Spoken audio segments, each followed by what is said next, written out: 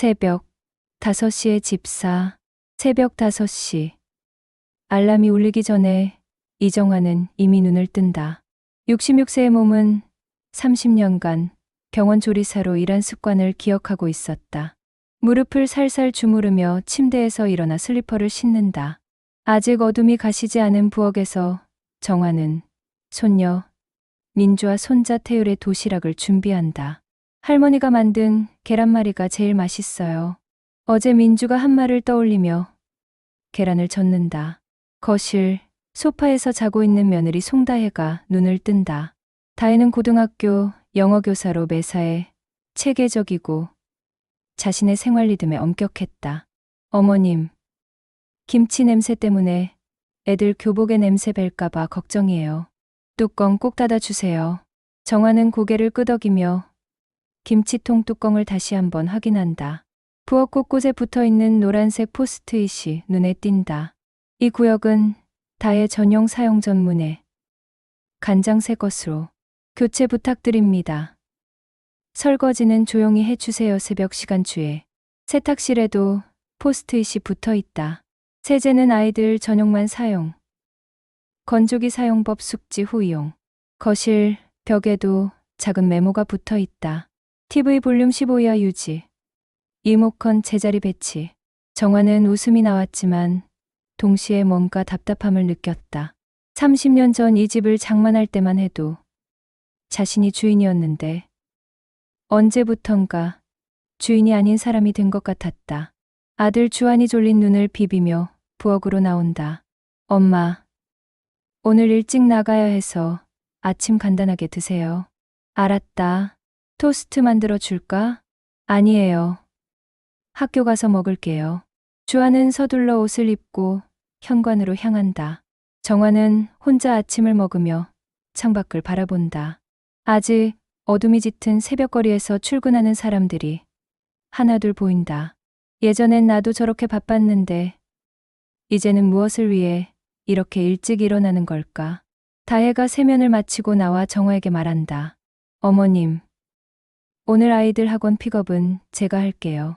대신 저녁 준비는 부탁드려요. 회의가 늦어질 것 같아서요. 정화는 고개를 끄덕인다. 다혜가 출근하고 나면 집 안은 조용해진다. 정화는 컵을 들고 거실 소파에 앉으려다가 멈춘다. 소파 쿠션 위에 또 다른 포스트잇이 붙어 있었다. 소파는 아이들 전용 공간입니다. 양해 부탁드려요. 정화는 씁쓸한 미소를 지으며 다시 부엌으로 돌아간다. 보호자 서명란은 비어있다. 오른쪽 어깨가 아프기 시작한 건 한 달 전부터였다. 처음엔 단순한 근육통이라 생각했지만 통증이 점점 심해졌다. 밤에 잠을 이루지 못할 정도로 아파서 정화는 마침내 병원을 찾았다. 회전근개 파열이 꽤 심하시네요. 의사의 말에 정화의 얼굴이 굳어졌다. 수술이 필요합니다. 늦어지면 더 악화될 수 있어요. 보호자 서명이 필요한데 가족분께 연락드릴까요? 정화는 아들 주한에게 전화를 걸었다. 여보세요. 주한아. 네, 엄마.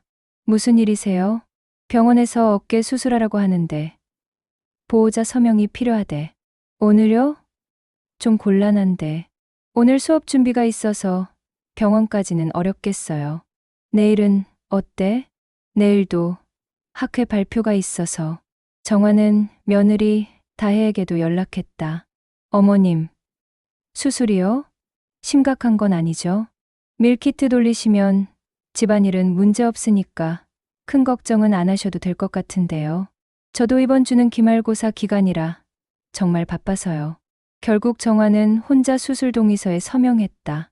수술비도 자신의 국민연금 통장에서 꺼냈다. 30년 동안 모은 돈이지만 가족을 위해서라면 아깝지 않았다. 수술은 성공적으로 끝났다. 하지만 병실에서 혼자 깨어났을 때의 그 쓸쓸함은 잊을 수 없었다. 옆 병상의 할머니는 딸과 사위가 번갈아 가며 간병을 했다.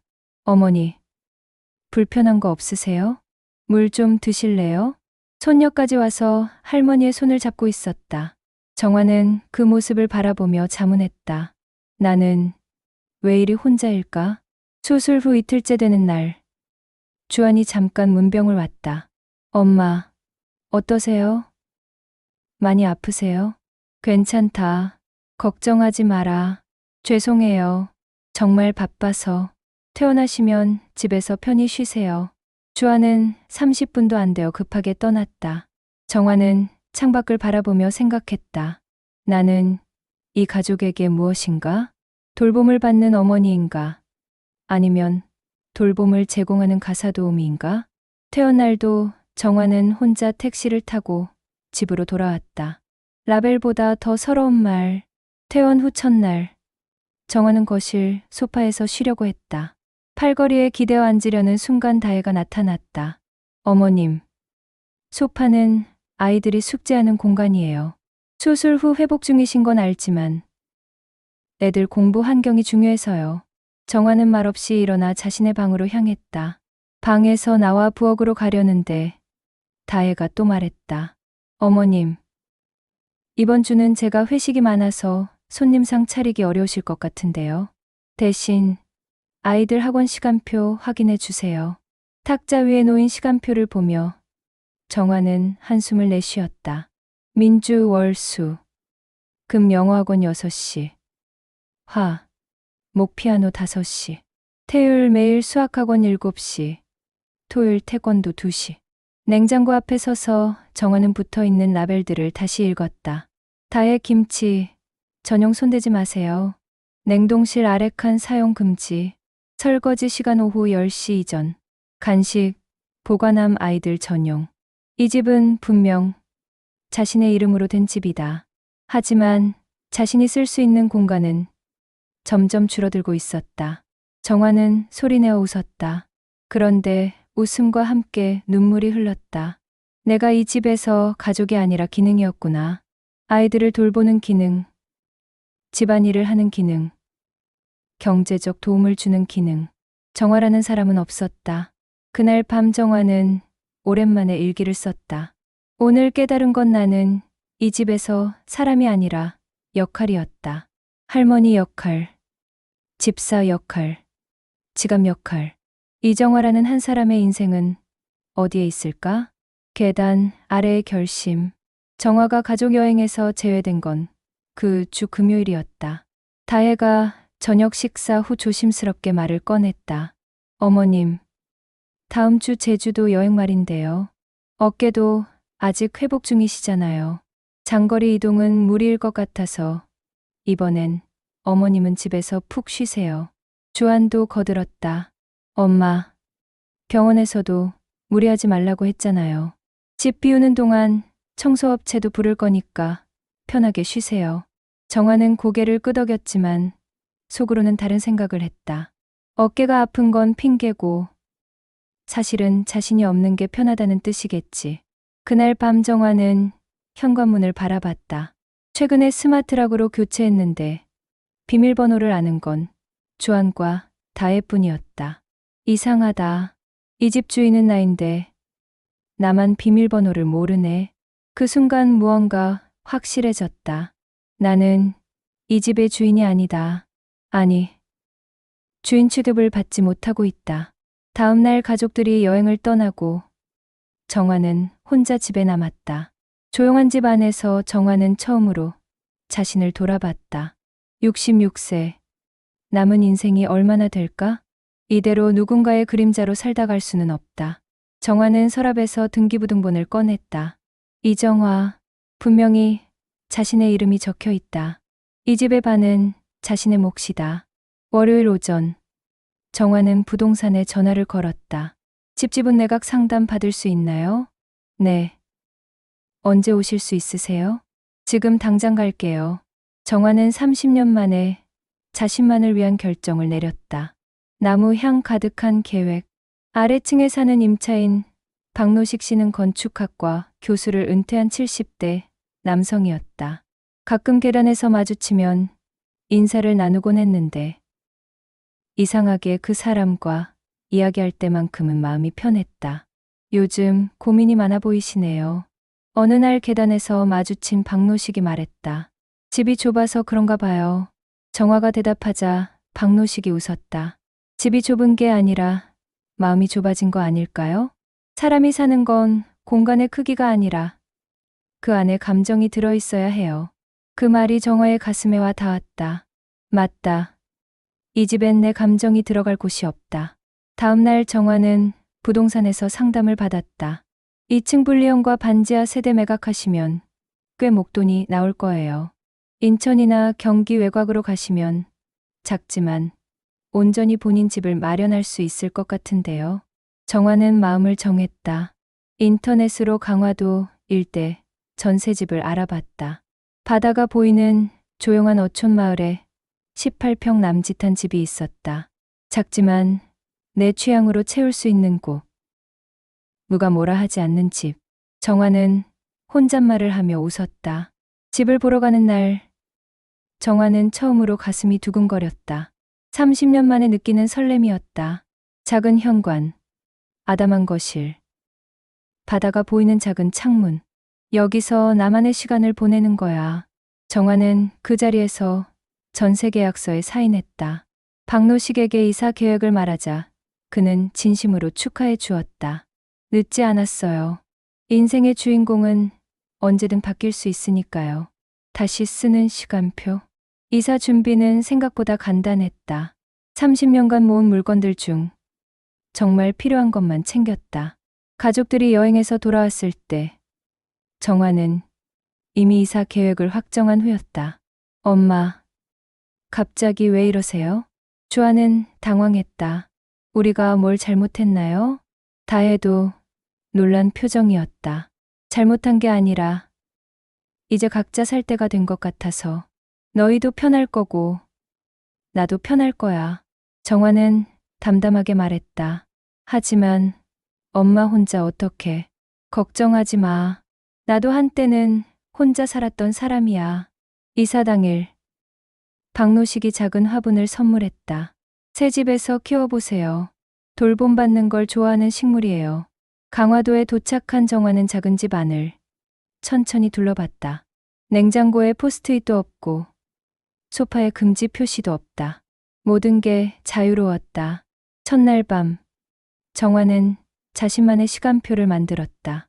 새벽 6시 바다 산책, 8시 내 밥상 차리기, 10시 복지관 요리 봉사, 오후 2시 수채화 배우기, 오후 4시 독서 시간, 저녁 7시 손주들과 영상통화. 누구의 눈치도 보지 않는 시간표였다. 첫 번째 바다 산책을 나간 날 정화는 울었다. 하지만 이번엔 서러움이 아니라 해방감 때문이었다. 이제야 내 삶의 기사석에 내가 앉는구나. 강화도에서 3개월을 보낸 어느 토요일 오전 주안이 찾아왔다. 엄마, 어떻게 지내세요? 아이들이 할머니 너무 보고 싶어 해요. 정화는 현관에서 주안을 맞으며 웃었다. 그래? 그럼 다음 주말에 하루 데리고 와. 단, 미리 약속하고 저녁 7시엔 돌아가야 해. 주아는 조금 놀란 표정을 지었다. 예전 엄마라면 언제든지 와. 며칠이라도 있어라고 했을 텐데. 알겠어요. 그런데 괜찮으세요? 너무 엄격하신 것 같아서. 엄격한 게 아니라 서로를 위한 약속이야. 나도 내 생활이 있고 너희도 너희 생활이 있잖아. 그날 밤 다혜에게서 긴 문자가 왔다. 어머님, 그동안 정말 죄송했습니다. 제가 너무 당연하게 생각했던 것 같아요. 앞으로는 이런 식으로 하면 어떨까요? 문자에는 새로운 제안이 적혀 있었다. 가사 분담주 단위로 역할 교대, 경제적 부담 공정한 인분할, 아이 돌봄 사전 협의 후 결정, 개인 공간 서로의 영역 존중. 정화는 그 문자를 읽고 미소 지었다. 변화는 가능했다. 다만 경계가 있어야 했다. 다음 주말 민주와 태율이 할머니를 찾아왔다. 할머니, 여기 바다예요. 민주가 창문을 가리키며 소리쳤다. 할머니, 우리로 바다 산책해요. 태율이 정화의 손을 잡았다. 오후 내내 아이들과 함께 바닷가를 걸었다. 저녁 7시가 되자 정화는 아이들을 현관까지 배웅했다. 할머니, 언제 또 올 수 있어요? 2주 후 토요일에 와. 그때 할머니가 그림 그리는 거 보여줄게. 아이들이 떠나고 난 후 정화는 조용한 집에서 차를 마셨다. 외롭지 않았다. 오히려 충만했다. 그날 밤 정화는 오랜만에 일기를 썼다. 사랑은 경계 위에서 피어난다. 늦었지만 나를 위한 경계를 세웠다. 그 위에서 진짜 가족이 자라고 있다. 창밖으로 바다에서 불어오는 바람이 커튼을 흔들었다. 66세. 이제야 진짜 내 인생이 시작됐다. 정화는 내일의 바다 산책을 기대하며 잠자리에 들었다. 자신만의 시간, 자신만의 공간, 자신만의 선택이 있는 삶이 이렇게 소중한 줄 몰랐다. 마지막으로 손주들에게 문자를 보냈다. 민주야, 태유라, 오늘 즐거웠어. 다음에 또 만나자. 할머니가 너희를 사랑하는 만큼 할머니도 할머니 자신을 사랑하게 됐단다. 그리고 스마트폰을 충전대에 올려놓으며 중얼거렸다. 이제 진짜 내 인생을 살아보자.